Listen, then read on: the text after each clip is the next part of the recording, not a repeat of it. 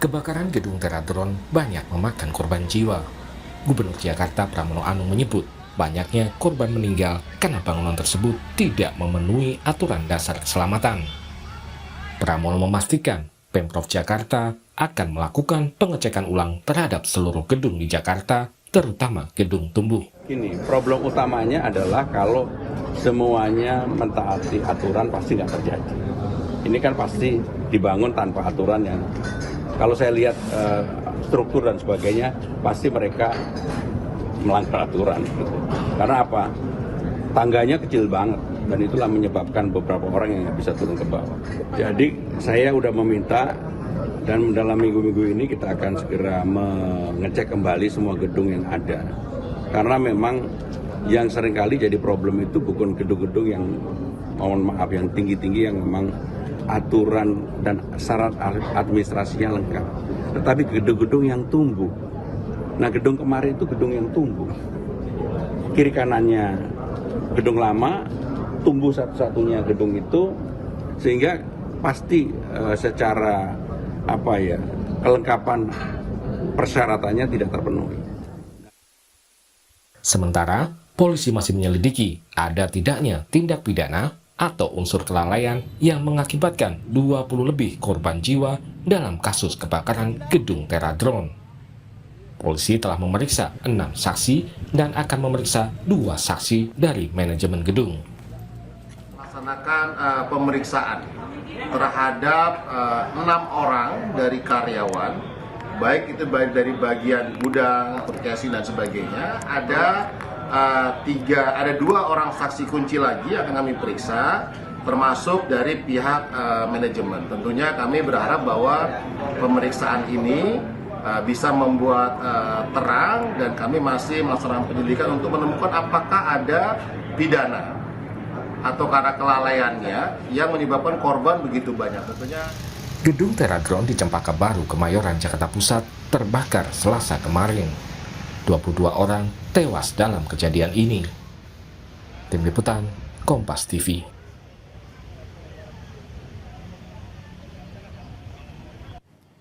Lalu mengapa kebakaran gedung Teratron bisa memakan banyak korban jiwa? Apakah faktor struktur gedung menjadi penyebabnya dan bagaimana mencegah kasus ini terulang lagi? Kita bahas bersama analis infrastruktur dan tata kota Yayat Supriyatna serta staf khusus Gubernur Jakarta bidang pembangunan dan tata kota Nirwono Yoga. Selamat malam Bapak-bapak. Selamat malam Mas. Ya. Iya.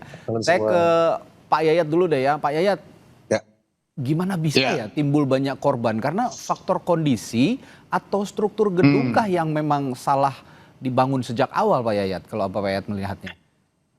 Ya, ini menarik. Tadi kita dengar bahwa bangunan ini adalah struktur bangunan tumbuh ya. Artinya kiri kanan dengan bangunan sekitarnya tidak sama. Nah, ini yang menjadi catatan penting adalah dalam konteks bangunan yang ditambahkan tinggi lantainya, persyaratan-persyaratan aspek tentang keselamatan itu dipenuhi atau tidak. Kalau mengacu kepada PP nomor 16 tahun 2001 tentang persoalan bangunan gedung, itu setiap bangunan harus memiliki sertifikat layak fungsi. Artinya fungsi bangunan dan fungsi keselamatan itu harus dijalankan. Ini catatan penting loh buat Jakarta. Dari Dinas Pemadam Kebakaran ya, yang terkait audit bangunan-bangunan yang sudah diperiksa terkait keselamatan bangunan gedung di Jakarta, itu ada 2.609 gedung bertingkat. Dari 2.609 itu 1.228 itu bangunan yang lebih 8 lantai yang sudah diaudit. Ada 1.381 gedung bertingkat rendah kurang dari 8 lantai. Yang menjadi catatan penting ini mungkin perlu kita perhatikan. Ada 694 gedung. 694 gedung belum memenuhi standar proteksi kebakaran. Apa aja gedungnya? 361 gedung tinggi, artinya gedung yang di atas 8 lantai, dan 333 gedung rendah yang tidak memenuhi sistem proteksi. Nah, ini menjadi catatan penting nih. dengan kejadian di gedung Teradron ini. Apakah gedung ini dikategorikan gedung yang belum memenuhi persyaratan proteksi keamanan, keselamatan, kebakaran? Oke. Dilakukan sertifikasi nggak layak fungsi di dalamnya terkait aspek keselamatan? Itu penting itu. Oke. Ya, kalau gitu saya ke Pak Nirwono. Pak Nirwono, Iya, selama ini itu kalau kata Pak Yayat ada 694 gedung yang belum punya standar proteksi orang untuk kebakaran. Nah, ini Iya. selama ini gimana kalau di Pemprov inventarisasinya apakah berjalan terus sebenarnya paralel atau memang Iya. ada gedung-gedung baru yang masih bertahap akan diberikan sertifikasi? Ya, jadi sampai dengan tadi siang ya, kami melakukan koordinasi dan audit ya secara keseluruhan data-data yang ada. Nah, saya mencatat ada 3 yang sedang disiapkan sesuai arahan Pak Gubernur ya. Yang pertama, saat ini Dinas Citata yang membawai bangunan gedung sedang melakukan audit bangunan yang disebutkan Pak Yayat terkait bangunan gedung terutama 8 lantai ke atas ya. Oke. Itu yang pertama. Kemudian yang kedua, Dinas Gulkarmat ini sedang melakukan karena syarat rekomendasi yang tadi sertifikat layak fungsi untuk evakuasi kebakaran ada di Dinas Gulkarmat. Nah, ini harus diperhatikan apakah gedung-gedung tadi itu memiliki tempat evakuasi. Apakah tempat evakuasi tadi umpamanya kalau di jalan-jalan ruko itu tidak tertutup bangunan ataupun peralatan misalnya kan. Terus juga sampai dengan usahanya ini Mas Adi. Jadi ruko-ruko tadi juga harus diketahui usahanya apa. Apakah rawan atau berisiko terhadap kebakaran atau tidak. Nah, ini yang sedang dalam pendataan dan terakhir Dinas PTSP yang mengeluarkan izin ya. Jadi ada 2 dinas tadi, Dinas Citata dan Dinas PTSP yang mengeluarkan izin soal PBG dan SLF. Dan ini sedang kami lakukan audit untuk segera dapat dipublikasikan kepada masyarakat. Tujuannya apa? Tujuannya untuk memastikan bahwa seluruh gedung di Jakarta itu aman bagi para pekerja maupun penghuninya. Itu dari komitmen dari Pemprov DKI. Oke. Kira-kira itu gambarannya. Oke, baik. Saya ke Pak Yayat lagi, Pak Yayat, tapi kalau untuk standar umum gitu ya, jalur evakuasi yang harus dipenuhi itu apa saja sih kira-kira untuk gedung yang ya amit-amit ya kalau kita mengalami kebakaran itu harus ada jalur evakuasi. Nah, standarnya itu bagaimana sih? Nah, sistem proteksi itu kan ada 2 ya, sistem proteksi aktif dan pasif. Yang aktif itu kalau ada sistem otomatis, seperti contohnya deteksi asap, alarm, ya kan, sprinklernya, kemudian ada detektor panas. Itu kalau terjadi apa-apa pasti ada emergency yang bunyi atau sebagainya. Kedua, ada peralatan pendukung di dalamnya itu seperti hidrannya, sprinkler otomatis, tabung alat pemadam kebakaran. APAR ya. Yang pasif aparnya, yang pasifnya itu kan yang evakuasi. Nah, sekarang pertanyaannya, dari apa yang tampak pada kondisi gedung sekarang, ini kelihatannya aspek evakuasi belum tergambarkan nih, apalagi in out-nya itu hanya di lantai bawah gitu ya. Otomatis itu kelihatan sekali bagaimana penyelamatan melalui lantai atas ke bawah. Nah, ini dengan gedung kiri kanan itu kan tidak terkoneksi. Nah, ini yang menjadi catatan penting buat kita. Misalnya contoh ya, dalam konteks penambahan tinggi lantai bangunan, itu misalnya ruko yang dirubah fungsinya, ada nggak masuk terkait masalah evakuasi. Kemudian gedung ini dilakukan sertifikasi layak fungsi terkait masalah kebakaran atau tidak. Nah, tadi juga benar tuh Pak Nirwono juga mengatakan bahwa aspek evakuasi adalah hal yang wajib ada. Nah, yang kedua yang perlu kita catat, dari jenis bangunan yang ada, yang paling penting adalah bahan bangunan yang digunakan itu materialnya tahan api atau tidak. Seperti untuk struktur partisinya. Nah, kita belajar dari kebakaran di Hong Kong coba. Kenapa tiba-tiba kebakaran di Hong Kong yang luar biasa? Karena tadi ada bambu, kemudian ada tutupan plastik, sehingga mempercepat api menjalar. Nah, ini sekali lagi saya mengatakan, audit terkait bangunan juga terkait juga dengan bahan konstruksinya. Mudah terbakar, tahan api atau tidak. Baik. Nah, tadi kan Pak Nirwono mengatakan juga Pemprov ini akan mengecek ulang ya seluruh gedung di Jakarta, khususnya gedung-gedung tumbuh. Nah, ini biasanya bagaimana tindak lanjut dari cek ulang di gedung ini? Karena jarang terdengar juga sepertinya sekarang ada gedung-gedung yang belum memenuhi standar tapi diberikan sanksi tegas. Tapi jangan dijawab dulu ya, Pak Nirwono, kita harus jeda dulu sebentar. Kita akan tanyakan itu sesaat lagi di Sapa Indonesia Malam.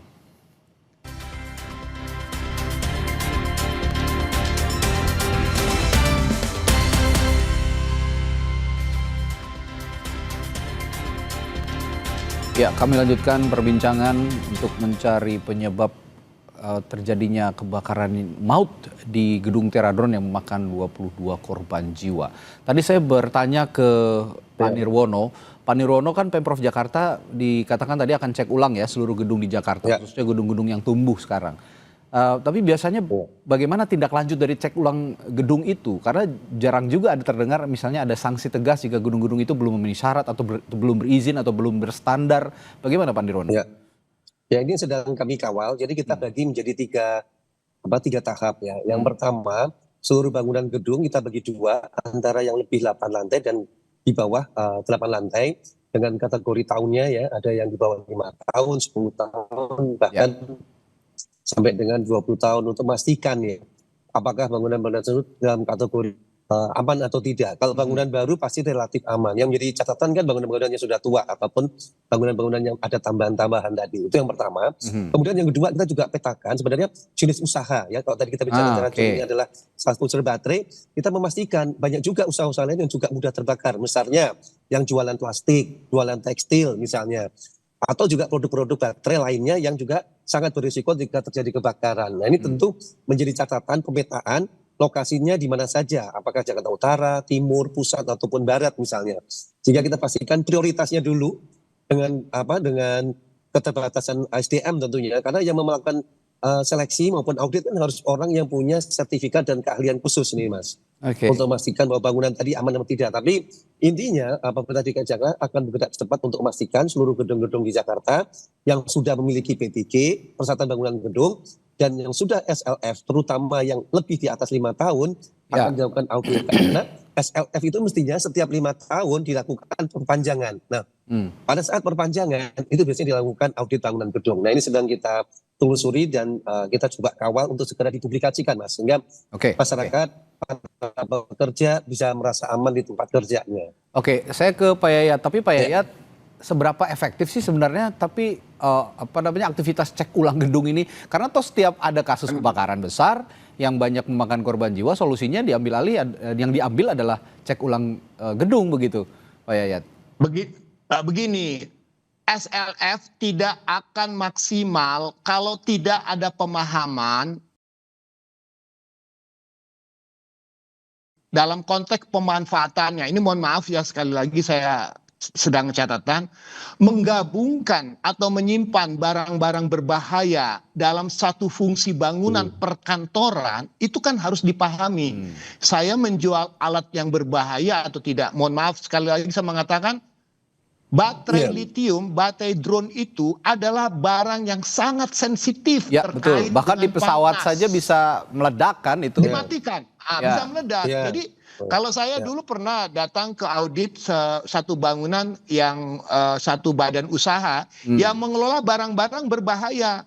Jadi kalau barang ini berbahaya itu ruangnya suhunya harus dijaga, penempatannya harus dipisahkan. Nah, sekarang menjadi catatan menggabungkan fungsi penyimpanan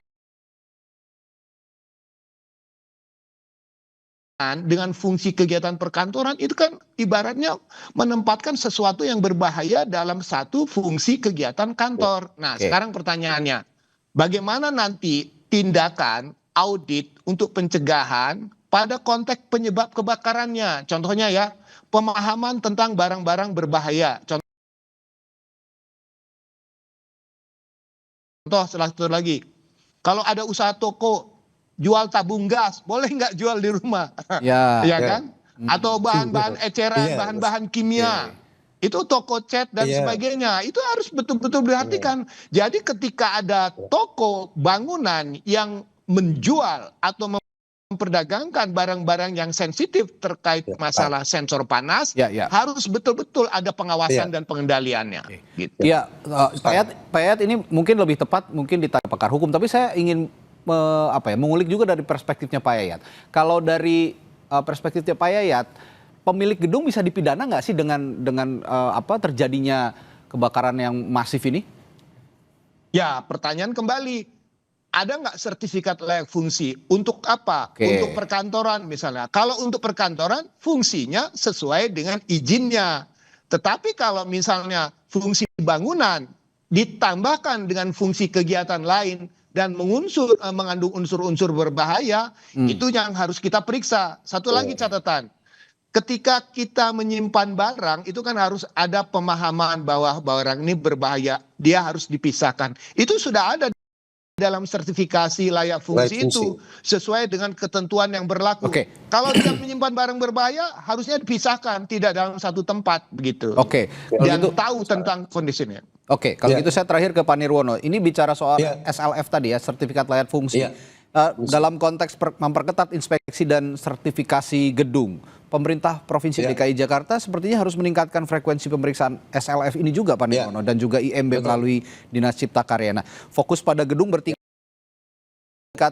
di kawasan padat seperti di Kemayoran juga jadi PR juga nih, kan banyak juga gedung-gedung yang berada di kawasan padat penduduk misalnya. Nah, perlu nggak ada revisi Pergub nomor 143 tahun 2016 yang mewajibkan audit K3 tahunan termasuk simulasi evakuasi? Ya, tentunya nanti Pergub ini akan menjadi landasan dulu ya. Dari kasus yang terjadi sekarang, apakah masih perlu direvisi atau tidak.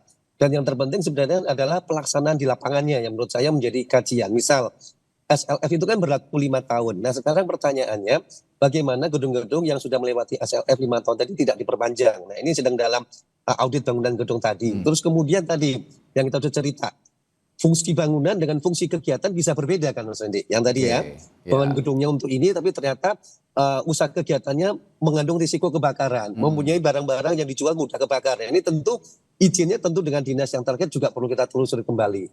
Pada dasarnya komitmen dari Pemprov DKI adalah memberikan jaminan keamanan bangunan gedung kepada para pekerja yang di Jakarta. Nah kita berharap nanti dalam waktu dekat kami bisa mempublikasikan bangunan-bangunan gedung mana saja yang tanda petik ya, yang perlu menjadi perhatian bagi masyarakat Jakarta. Kira-kira itu. Baik. Banyak juga sepertinya PR-nya Pemprov DKI beserta Pak Nirwono ini ya. Apalagi kalau kata Pak Yayat ada 600 lebih ya Pak Yayat ya gedung yang belum di ini yang harus disisir satu-satu. Betul. Baik, semoga tapi tidak terjadi lagi hal seperti ini karena sangat-sangat memilukan. Ada 22 korban loh yang meninggal dalam peristiwa kebakaran, itu termasuk korban yang sangat banyak dalam peristiwa kebakaran. Terima kasih pengamat infrastruktur tata kota Yaya Supriyatna dan staf khusus Gubernur Jakarta bidang pembangunan dan tata kota Nirwono Yoga telah bergabung bersama kami di Sapa Indonesia Malam hari ini. Terima kasih, sampai jumpa lagi saat malam.